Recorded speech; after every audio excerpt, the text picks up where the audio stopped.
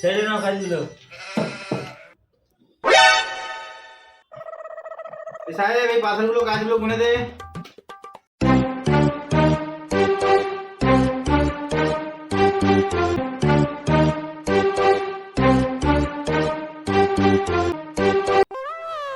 এই সাহেব পাথরগুলো গুনা হলো রে। হ্যাঁ হ্যাঁ স্যার, তাদের পাথরগুলো গুন।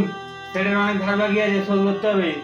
না হলে তো আবার তোর সেট বৌদি না হলে জমি দুটো দখল করে নেবে। আরে না রে না, আমি তো শুধু ঠাট্টা করছিলাম। শেখ, 8খানা কাজ, 200টা পড়ছি, 300টা বাড়ি।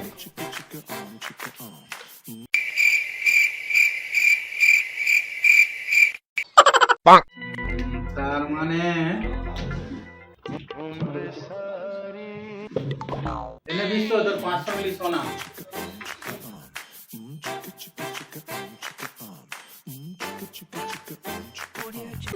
এ কিসে মাত্র 500 মিলি? দিনের দুজনের কাজ করতে ঘাড় পেটে গেল। ওয়াই আই ডু, আমি কি করি? আমি মানছি 200 পড়ছি 300 বাড়ি, এতে পাবো আমি 1 গ্রাম লস। তুই আমার থেকে ফোন কেনার করে টাকা ধার নিয়েছিস, তার কিস্তি, ঘর ভাড়া, লাইট বিল, জল বিল, গাড়ির তেল, সেল ট্যাক্স, নিচে ট্যাক্স, উপর সে তুই বানা বুঝবি না। এই যা দেখছি 500 মিলি তো কিছু হবে না, তোমার ধার দেনা শোধ করতে করতে সব শেষ। আর কাজ করবো না।